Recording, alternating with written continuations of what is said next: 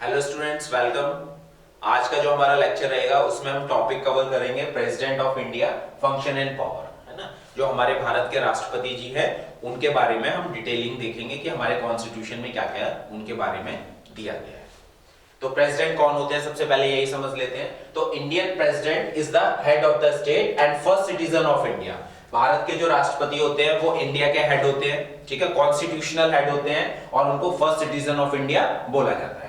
He is a part of Union Executive along with the Vice President, Prime Minister, Council of Minister and Auditor General of India। जो एक union executive बनती है, council of minister या union executive बन रही है देश को चलाने के लिए पार्लियामेंट के अंदर, उसके ये पार्ट होते हैं। और इनके अलावा उसमें उपराष्ट्रपति जी, प्रधानमंत्री जी, काउंसिल ऑफ मिनिस्टर और अटॉर्नी जनरल जो होते हैं इंडिया के, वो होते हैं, ठीक है। Provisions of which are dealt with Article 50 to 78, including articles related to President, Article 52 to 62। तो यूनियन एग्जीक्यूटिव की अगर हम बात करें तो हमारे कॉन्स्टिट्यूशन में उसके लिए जो आर्टिकल है वो आर्टिकल है 52 से लेके 78 तक, और इन आर्टिकल में से राष्ट्रपति जी के लिए जो आर्टिकल दिए गए हैं वो है 52 से लेके 62 तक, ठीक है। तो इन आर्टिकल्स में क्या बताया गया है? इन आर्टिकल्स में सारी इंफॉर्मेशन दी गई है किस बारे में? How a president is elected, उनकी पावर्स, उनके फंक्शन, उनका इम्पीचमेंट। इम्पीचमेंट का मतलब है राष्ट्रपति जी को अगर बीच में उनकी पोस्ट से हटाना है तो वो क्या प्रोसेस होता है, ठीक है। अब जो हमारे राष्ट्रपति जी हैं, he is the symbol of solidarity, unity and integrity of the nation. अब राष्ट्रपति जी का इलेक्शन कैसे होता है या उनको कैसे इलेक्ट किया जाता है? तो there is no direct election for the Indian president. कोई डायरेक्ट इलेक्शन नहीं होता है। डायरेक्ट इलेक्शन का मतलब तो ये होता है कि उसमें जो भारत के नागरिक हैं वो वोट डाल रहे हैं, है ना। लेकिन हम जो है इंडियन सिटीजन्स राष्ट्रपति जी के इलेक्शन में वोटिंग नहीं करते हैं। तो हमारे बिहाफ पे कौन वोटिंग करता है वो देख लेते हैं। An electoral college elects him. The electoral college responsible for president elections comprise elected members of। अब देखिए जो वोट डाल रहे हैं राष्ट्रपति जी के इलेक्शन में वो कौन कौन है?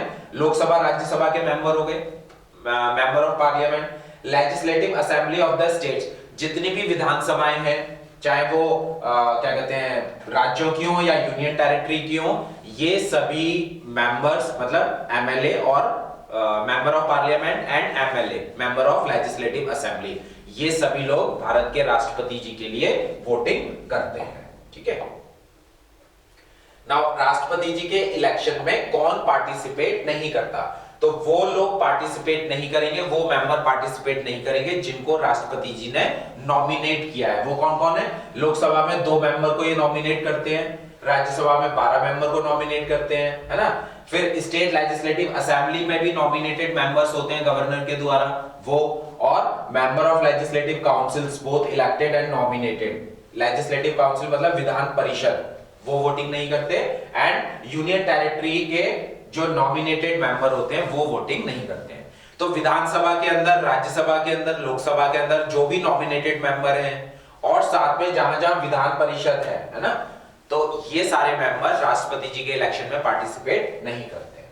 राष्ट्रपति जी का कार्यकाल क्या होता है? Once president is elected he holds office for 5 year. 5 साल का कार्यकाल होता है। He sits in the office even after the completion of 5 years, given no new election has taken place or no new president has been elected till then। 5 साल के बाद भी राष्ट्रपति बने रह सकते हैं कि जब तक नया राष्ट्रपति अपॉइंट नहीं हो रहे हैं या नए इलेक्शन नहीं हो पा रहे हैं, ठीक है। नाउ क्वालिफिकेशंस क्या होनी चाहिए राष्ट्रपति बनने के लिए? तो minimum citizen of India, minimum age 35 year, he should qualify the condition to be elected as member of Lok Sabha. Last video में हमने देखा कि लोकसभा के मेंबर के लिए क्वालिफिकेशन क्या होती है, तो वही क्वालिफिकेशन इनके अंदर होनी चाहिए। He should not hold any office of profit under the central government, state government और एनी पब्लिक अथॉरिटी। राज्य सरकार, केंद्र सरकार या किसी भी पब्लिक अथॉरिटी के अंदर इनके पास कोई पोस्ट नहीं होनी चाहिए।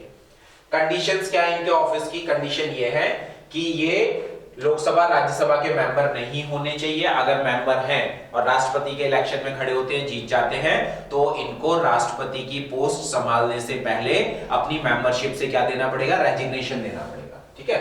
ही should vacate the seat in his first day, on his first day as president of the office.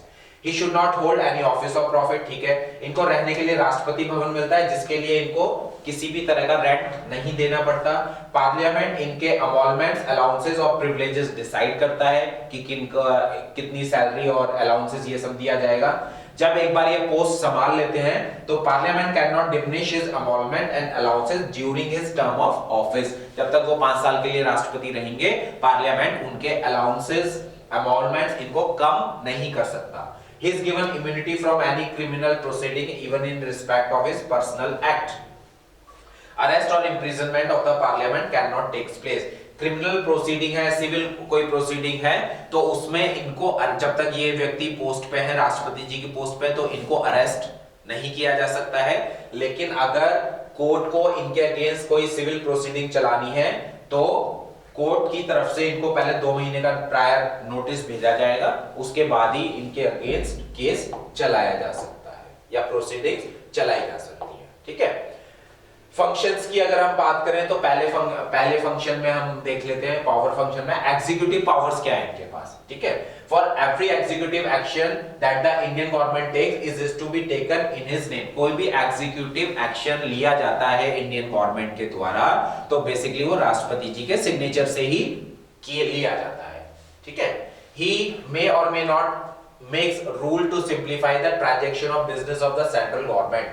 Central government किस तरीके से अपना देश चला रही है, पॉलिसी बना रही है, लोगों के वेलफेयर के लिए काम कर रही है ना, तो उनके लिए जो भी रूल्स बने हुए हैं उनको सिंप्लीफाई ये कर भी सकते हैं, नहीं भी कर सकते हैं, दोनों ही इनके पास अधिकार हैं।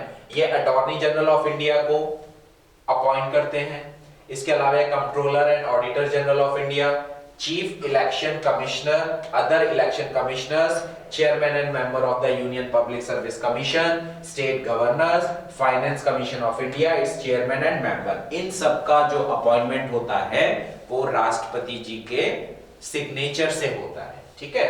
ही seeks administrative information from the union government. Union government से ये कभी भी एडमिनिस्ट्रेशन के बारे में इंफॉर्मेशन ले सकते हैं, क्योंकि ये देश के हेड है, कॉन्स्टिट्यूशनल हेड है ना, तो सरकार से ये इस तरह की इंफॉर्मेशन ले सकते हैं। He requires PM to submit for consideration of the Council of Minister any matter on which a decision has been taken by a minister but which not been considered by the Council। किसी भी matter पे, council of minister के अंदर किसी भी matter पे कोई decision लिया गया है या लिया जाना है तो प्रधानमंत्री को बुला के उसके बारे में ये इंफॉर्मेशन ले सकते हैं। He appoints national commissions for scheduled caste, scheduled tribes and other backward classes। जो भी हमारे देश के अंदर शेड्यूल कास्ट, शेड्यूल ट्राइब और बैकवर्ड क्लासेस के लिए कमीशंस बने हुए हैं, उनको बनाना, उनके चेयरमैन को अपॉइंट करना, वो भी इनके सिग्नेचर के द्वारा होता है। ठीक है। यूनियन टेरिटरी के जो एडमिनिस्ट्रेशन गवर्नर होते हैं वो भी इनके सिग्नेचर से, इनकी परमिशन कह सकते हैं सिग्नेचर से अपॉइंट किया होते हैं। किसी भी एरिया को ये डिक्लेयर कर सकते हैं schedule caste, schedule area and have power with respect to the administration of schedule area and tribal areas। ठीक है। आगे बढ़ते हैं और पावर देखते हैं इनकी। लेजिस्लेटिव पावर की अगर हम बात करें तो ये पार्लियामेंट को सम्मन कर सकते हैं और लोकसभा को डिसॉल्व कर सकते हैं। ठीक है। पार्लियामेंट के कब सेशन बुलाने हैं, राष्ट्रपति जी बुलाएंगे अपने नोटिफिकेशन से या सम्मन करेंगे, फिर लोकसभा को ये डिसॉल्व कर सकते हैं।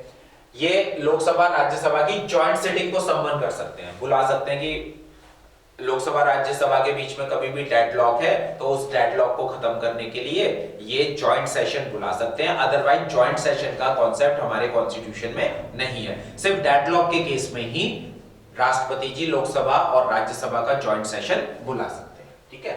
He addressed the Indian Parliament at the commencement of the first session every general election।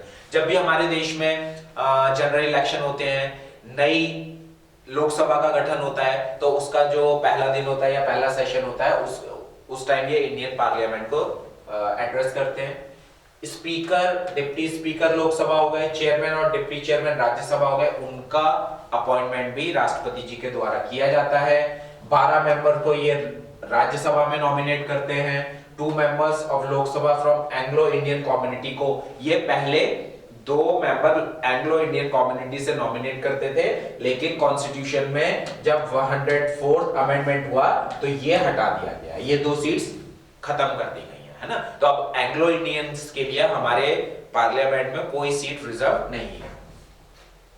He consult the Election Commission of India on question of disqualification of member of parliament. Member of parliament से ये discuss कर सकते हैं, sorry member of parliament की disqualification के लिए ये election commission of India से कंसल्ट कर सकते हैं।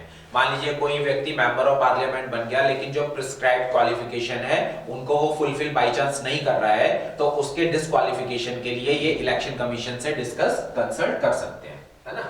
कई तरह के बिल्स को ये पार्लियामेंट में इंट्रोड्यूस करने के लिए परमिशन देते हैं, ऑर्डिनेंस को परमिशन देते हैं, ठीक है। फिर कई तरह की रिपोर्ट्स इनके नाम से जो है वो पार्लियामेंट में रखी जाती हैं, जैसे controller and auditor general report, union public service commission report and finance commission report, ठीक है। नाउ फाइनेंशियल पावर क्या है राष्ट्रपति जी की? अगर मनी बिल इंट्रोड्यूस करना है तो इनकी रिकमेंडेशन जरूरी है ना। यूनियन बजट को रखना है तो इनकी परमिशन जरूरी है। फिर to make a demand for grant, किसी ग्रांट की डिमांड की गई है गवर्नमेंट के द्वारा तो इनकी रिकमेंडेशन जरूरी है। जो भारत का कंटिजेंसी फंड होता है वो इनके कंट्रोल में होता है और जो फाइनेंस कमीशन हर 5 साल में बनता है वो इन्हीं के द्वारा कॉन्स्टिट्यूट किया जाता है, इन्हीं के सिग्नेचर से होता है। जुडिशियल पावर की अगर हम बात करें तो ये चीफ जस्टिस जो है सुप्रीम कोर्ट, हाई कोर्ट के जजेस हैं, उनका अपॉइंटमेंट इनके द्वारा किया जाता है, ठीक है। फिर ये सुप्रीम कोर्ट से एडवाइस ले सकते हैं, those advice are not binding on him, है ना। एडवाइस ले ली इन्होंने सुप्रीम कोर्ट से किसी भी मैटर पे, किसी भी इशू पे, लेकिन उस एडवाइस को मानना ना मानना वो इनका राइट है कि वो मान भी सकते हैं और नहीं भी मान सकते। फिर इनको पार्डनिंग पावर दी गई है, माफी की पावर दी गई है ना। कोई भी क्रिमिनल है उनको उनकी सजा को कम करना है, ज्यादा करना है ना। तो माफी की पावर जो दी गई है वो इनको दी गई है अंडर आर्टिकल 72 और ये 5 तरह की पावर है। कौन कौन सी पावर है एक बार देख लेते हैं। 5 तरह की पावर जो पार्डनिंग पावर के अंतर्गत आती हैं। तो पहला इसमें पार्डन, पार्डन का मतलब है with the grant of pardon convicts both conviction and sentence completely absorb, सजा को खत्म कर देना। कॉम्यूटेशन का मतलब है जो पनिशमेंट का नेचर है उसको चेंज कर देना, ठीक है। रेमिशन का मतलब है जो इम्प्रिजनमेंट का टर्म है, कितने साल के लिए सजा हुई है उसको ये कम कर सकते हैं, उसको चेंज कर सकते हैं। रिस्पाइट का मतलब है अवॉर्ड लेसर पनिशमेंट, कोर्ट ने जो पनिशमेंट दी है उसको लेसर पनिशमेंट में चेंज कर सकते हैं। और रिप्राइव का मतलब है execution of the awarded sentence for a temporary period, किसी व्यक्ति की फांसी की सजा, मृत्यु दंड को ये कुछ टाइम के लिए सस्पेंड कर सकते हैं या उसको कंप्लीटली माफ कर सकते हैं, ठीक है। उम्र कैद में चेंज कर सकते हैं उसको। डिप्लोमेटिक पावर्स की बात करें तो international treaties and agreements that are approved by parliament are negotiated and concluded in his name. जो भी भारत की दूसरे देशों के साथ ट्रीटीज होती हैं तो वो राष्ट्रपति जी के नाम से ही होती हैं। He is the representative of India in international forum and affairs, international कोई भी फोरम है, अफेयर है दूसरे देशों में, तो वहां पे राष्ट्रपति जी जो है वो भारत के रिप्रेजेंटेटिव होते हैं, ठीक है। फिर उसके बाद अगर हम मिलिट्री पावर्स राष्ट्रपति जी की बात करें तो he is the commander of the defence forces of India. Bharat की जितनी भी डिफेंस फोर्सेस हैं उसके ये कमांडर होते हैं और ये आर्मी के चीफ, नेवी के चीफ और एयरफोर्स के चीफ का अपॉइंटमेंट इन्हीं के द्वारा किया जाता है। और लास्ट में अगर देखें, ये हमने फर्स्ट यूनिट में भी पढ़ा था, हमारे देश के राष्ट्रपति जी के पास इमरजेंसी पावर्स हैं, भारत के अंदर इमरजेंसी लगा सकते हैं, ठीक है। 3 तरह की इमरजेंसी होती है। आर्टिकल 352 में नेशनल इमरजेंसी के बारे में बताया गया है, आर्टिकल 356 एंड 365 के अंदर राष्ट्रपति शासन और आर्टिकल 360 में फाइनेंशियल इमरजेंसी। तो राष्ट्रपति जी को अगर लगता है कि देश में इन तीनों में से किसी भी इमरजेंसी की आवश्यकता है तो राष्ट्रपति जी उस इमरजेंसी को प्रोक्लेम कर सकते हैं, मतलब देश के अंदर इमरजेंसी लगा सकते हैं, ठीक है। तो आज के लेक्चर में इतना ही। Thank you.